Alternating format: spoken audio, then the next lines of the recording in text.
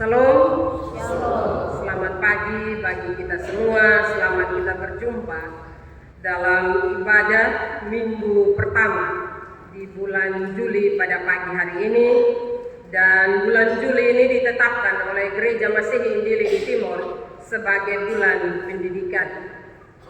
Bapak, Mama, saudara-saudari yang saya kasihi dalam Tuhan kita Yesus Kristus, tema yang akan kita renungkan bersama pada pagi hari ini yaitu wariskan iman, bukan sekedar nama.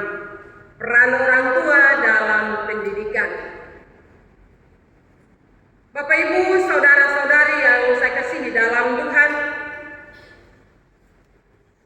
pada dasarnya semua orang menginginkan agar keturunan untuk meneruskan nama, yaitu nama keluarga, pasti menjadi harapan setiap orang. Dan ini sebenarnya alamiah dan normal. Agar dalam nama yang diwariskan tersebut ada karakter, ada kepribadian dan iman orang tua tergambar di sana. Di dalam kehidupan generasi penerusnya, dan itu semua orang tua mengharapkan itu. Bapak, Mama, tujuan ini baik, tapi tidak mungkin tercapai hanya dengan mewariskan nama, tetapi juga harus disertai pewarisan karakter dan iman melalui pendidikan, terutama pendidikan dalam rumah tangga. Dalam bacaan kita, Ulangan 6 ayat 1 hingga ayat yang ke-9 adalah perintah Allah melalui Nabi Musa kepada bangsa Israel tentang pentingnya pendidikan keluarga, pentingnya pendidikan iman atau pendidikan tentang kasih kepada Allah, yang hendak mengingatkan kita bahwa mewariskan nama itu penting, tetapi lebih penting dari itu adalah mewariskan iman dan karakter yang taat kepada Allah. Karena itu Bapak, Mama, orang tua bertanggung jawab untuk ini. Kadang ketika anak lahir atau sebelum lahir, kita akan berkompromi untuk menamakan. Nanti anak yang keluar ini, kalau laki-laki kasih nama siapa, perempuan kasih nama siapa. Mungkin kita bergumul itu. Tetapi nanti dalam perjalanan kehidupan, nama yang kita gumuli dan kita berikan kepada anak kita, kita tidak menjelaskannya secara baik ketika dia memahami. Karena itu ketika kita tidak menjelaskannya secara baik, maka tanpa sadar kita sebagai orang tua juga ikut gagal. Bapak, Mama, orang Israel menyebut Ulangan 6 ayat 4 dan 5 dengan istilah Sema Israel, atau dengarlah Israel. Firman ini wajib dibacakan oleh ibu-ibu hamil setiap hari selama masa kehamilannya.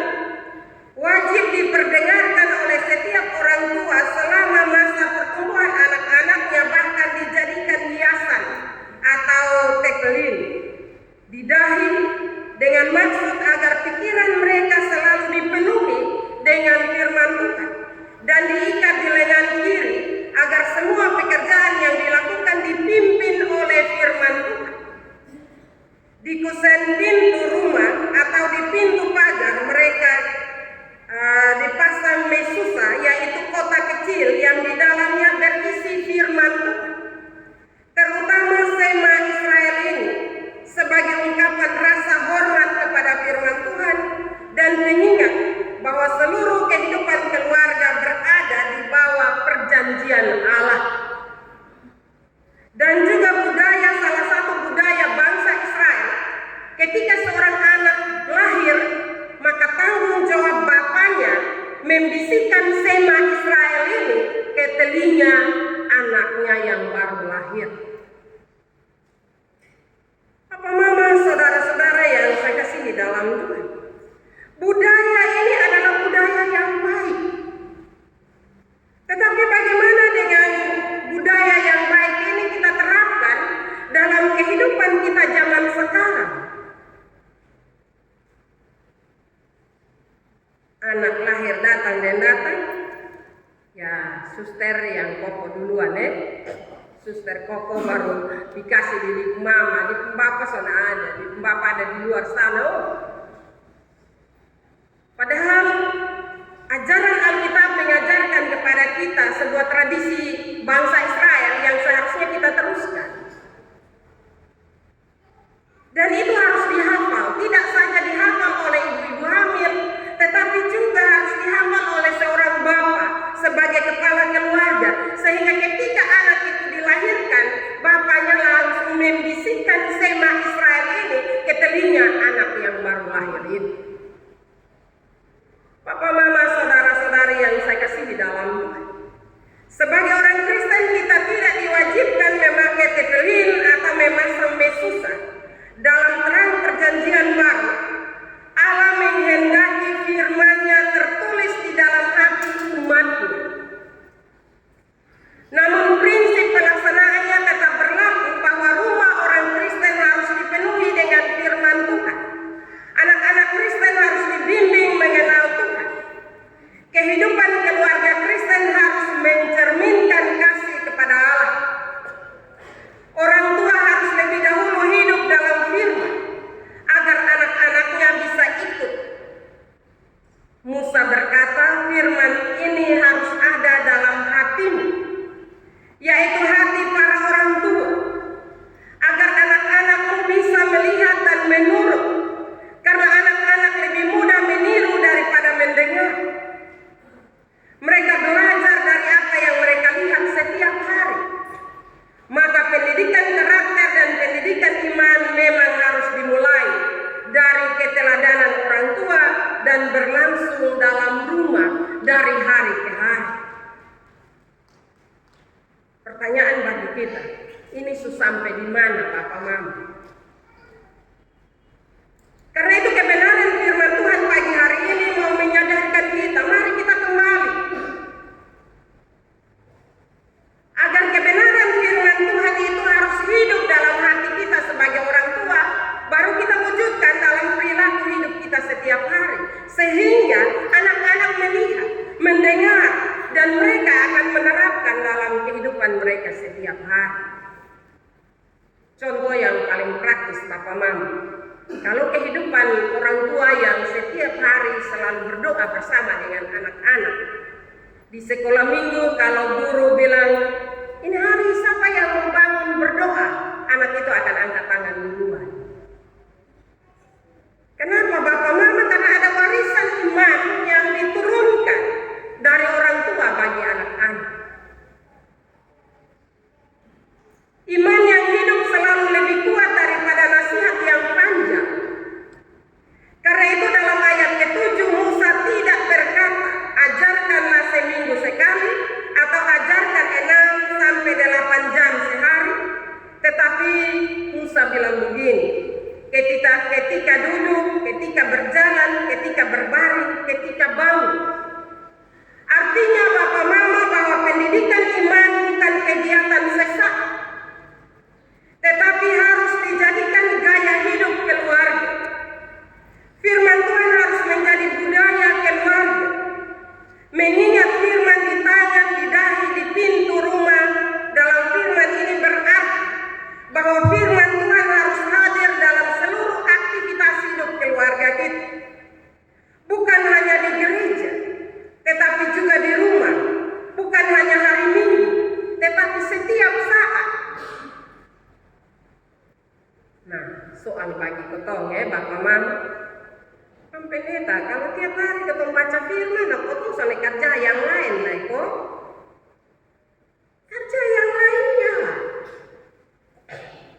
Tetapi paling tidak 1-2 menit kita pakai untuk baca sebuah ayat kebenaran firman Tuhan. Ini sekarang sekarang sudah hilang Bapak Mama dari kebiasaan orang-orang percaya. Bapak Mama, banyak orang tua modern berkata, saya ingin anak saya sukses. Mungkin harapan itu berlaku juga pada anak-anak yang akan dibaptis hari ini. Maka pertanyaan firman Tuhan kepada kita semua sebagai orang tua, bahkan orang tua dan saksi anak yang hari ini akan dibaptis. Pertanyaannya tadi, kita punya harapan agar anak kita bisa sukses. Pertanyaan bagi kita, sukses yang bagaimana? Sekarang ini banyak anak pintar, berprestasi, kaya, tetapi tidak mengenal Tuhan, jauh dari Tuhan. Padahal Alkitab mengajarkan bahwa keberhasilan terbesar orang tua bukanlah menghasilkan anak yang hanya berhasil secara duniawi, tetapi anak yang tetap setia kepada Tuhan sepanjang hidupnya. Saya biasa dalam pengembalaan baptisan saya suka bilang, orang tua ketika anak mulai sekolah, kalau TK, PAUD, ya TK dan PAUD sekarang juga orang tua mulai membeli berbagai alat bantu agar bagaimana anak ini bisa mengenal huruf, bagaimana anak ini bisa pintar. Dimulai SD, SMP, SMA, bahkan kuliah, anak-anak akan dilengkapi dengan setumpuk buku yang begitu banyak. Kita akan paksa anak harus belajar. Nanti kalau sampai juara bikin malu bapak dan mama. Dan juga berbagai hal. Belajar supaya pintar, jadi nanti besar soleh menyusahkan orang tua. Itu bahasa-bahasa kita. Pertanyaan bagi kita, apakah satu saat kita pernah ajak anak-anak, mari kita belajar Alkitab, mari kita buka firman, kita renungkan bersama? Bukan zamannya lagi ya Bapak Mama. Kita merasa bahwa ilmu pengetahuan lebih terlalu penting, sementara pengetahuan tentang kebenaran firman Tuhan itu dari belakang. Karena itu Bapak Mama, saya tidak mengatakan bahwa belajar di sekolah tidak penting. Tidak Bapak Mama, itu juga penting. Tetapi sebagai orang tua Kristen sekarang, mari kita kembali sadar dan membimbing anak-anak kita juga belajar tentang kebenaran firman Tuhan. Ketika mereka tahu tentang kebenaran firman Tuhan yang tertulis di dalam Alkitab, ilmu pengetahuan itu Tuhan akan menolong mereka untuk punya pengetahuan yang baik dan punya masa depan. Sehingga kita tidak hanya melebihkan pendidikan formal, tetapi pendidikan non formal dalam belajar tentang pengetahuan Alkitab itu juga penting. Kebenaran firman ini mengoreksi kita semua sebagai bapak dan mama. Seharusnya kalau kita mau tegas, sebelum lu belajar tentang ini bahan pelajaran, mata pelajaran, lu baca satu bagian Alkitab. Kita baca sama-sama. Kalau kita membiasakan anak-anak demikian Bapak Mama, maka 2-3 kali Bapak Mama perlu omong lagi. Dengan sendirinya dia punya kerinduan, punya keinginan untuk mulai baca 1-2 ayat Alkitab, baru dia mulai baca buku pelajaran.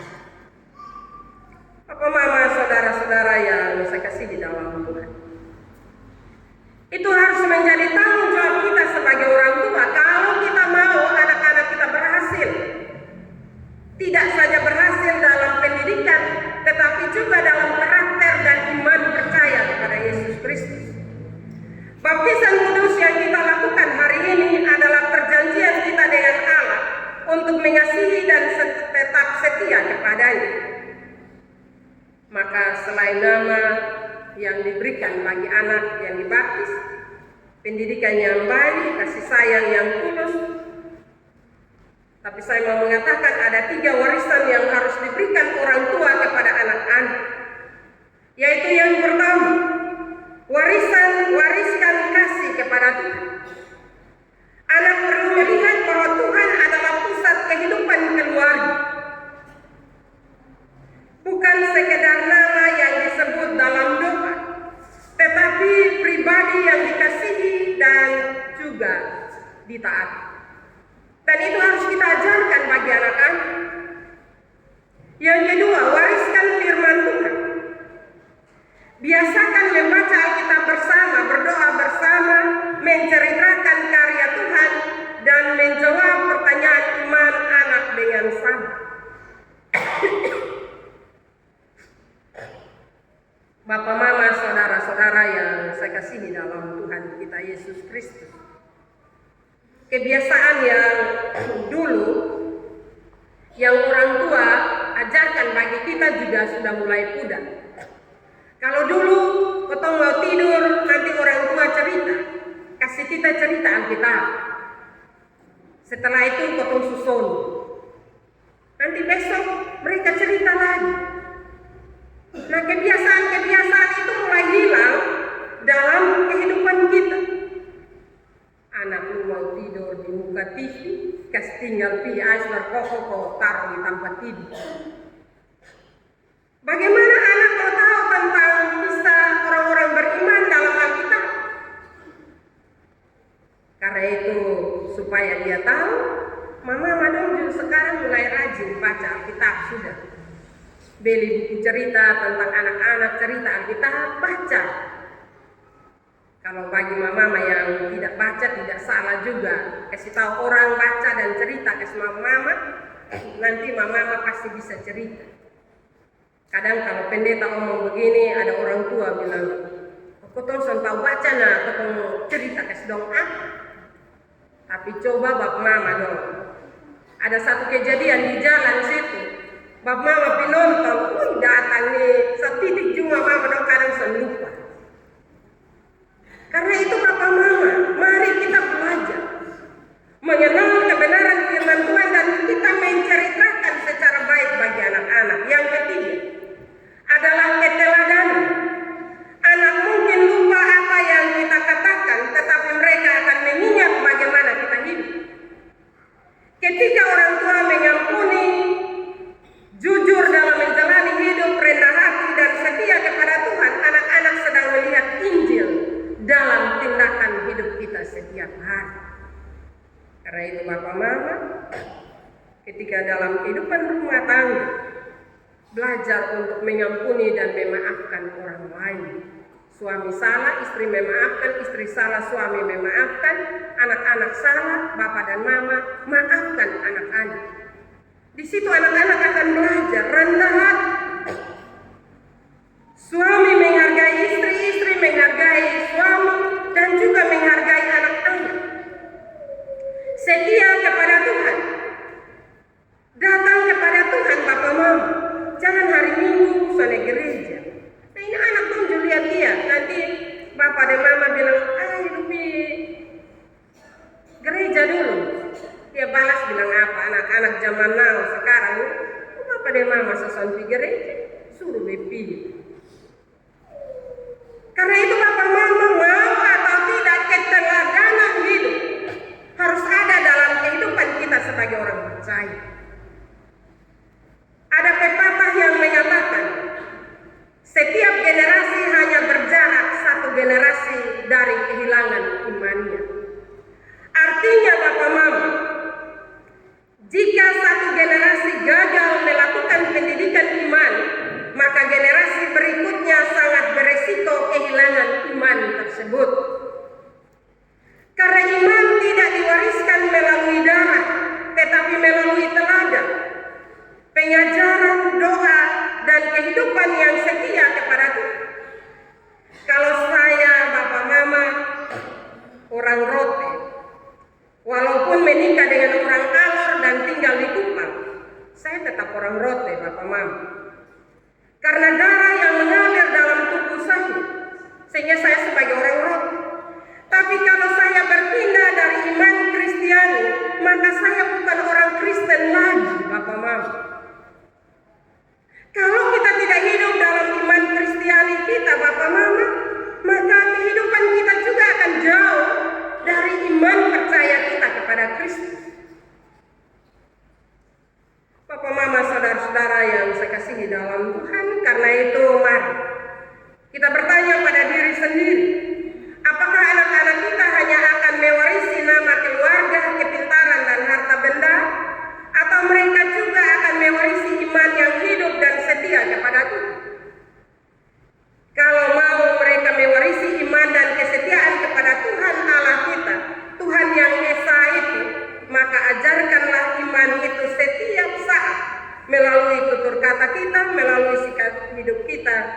dan melalui keteladanan kita.